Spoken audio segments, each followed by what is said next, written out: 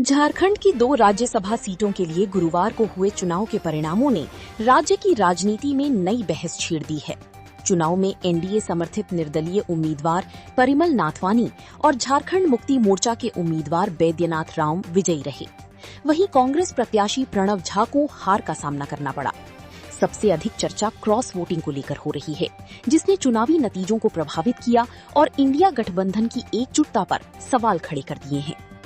चुनाव से पहले सत्तारूढ़ इंडिया गठबंधन के नेताओं ने दावा किया था कि गठबंधन के सभी विधायक एकजुट हैं और दोनों सीटों पर जीत सुनिश्चित है। इसके लिए लगातार बैठकें हुई, विधायकों को एकजुट रखने की कवायद चली और संभावित टूट-फूट को रोकने के प्रयास किए गए। दूसरी ओर एनडीए भी अपने विधायकों को एकजुट रखने के लिए पूरी ताकत से मैदान में था। चुनाव की अहमियत का अंदाजा इसी बात से लगाया जा सकता है कि दोनों खेमों ने मतदान से पहले अपने अपने विधायकों को सुरक्षित स्थानों पर रखा था। मतगणना की बात सामने आई आंकड़ों ने राजनीतिक हलकों में हलचल बढ़ा दी। एनडीए के पास विधानसभा में जितनी संख्या थी, उससे अधिक वोट परिमल नाथवानी को मिलने की खबर सामने आई, जिससे क्रॉस वोटिंग की चर्चाओं को बल मिला।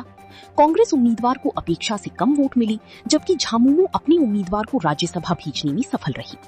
राजनीतिक दृष्टि से ये परिणाम मिश्रित संदेश देता है। एक और मुख्यमंत्री हेमंत सोरेन के नेतृत्व में झामुमो अपने उम्मीदवार को जीत दिलाने में सफल रहा, जिससे पार्टी ने अपनी संगठनात्मक ताकत और राजनीतिक पकड़ का प्रदर्शन किया। दूसरी ओर कांग्रेस के उम्मीदवार की हार इंडिया गठबंधन के भीतर समन्वय और अनुशासन को लेकर सवाल खड़ी करती है। विपक्षी दल भाजपा और एनडीए इसे गठबंधन की कमजोरी तथा अपने बढ़ते राजनीतिक प्रभाव के रूप में प्रस्तुत कर रही है।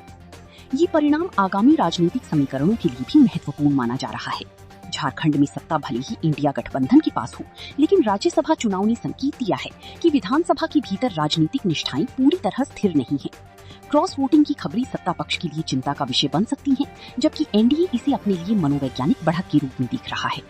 राजनीतिक विश्लेषकों का मानना है कि राज्यसभा चुनाव के ये नतीजे आने वाले समय में झारखंड की गठबंधन राजनीति, विधानसभा के अंदर शक्ति संतुलन और 2029 के राजनीतिक संघर्ष की दिशा तय करने में अहम भूमिका निभा सकते हैं। फिलहाल इतना तय है कि झामुमो ने अपनी एक सीट बचा ली है, लेकिन कांग्रेस की हार ने इंडिया गठबंधन के भीतर कई असहज सवाल छोड़ दिए हैं, जिनके जवाब आने वाले दिनों में तलाशे जाएंगे।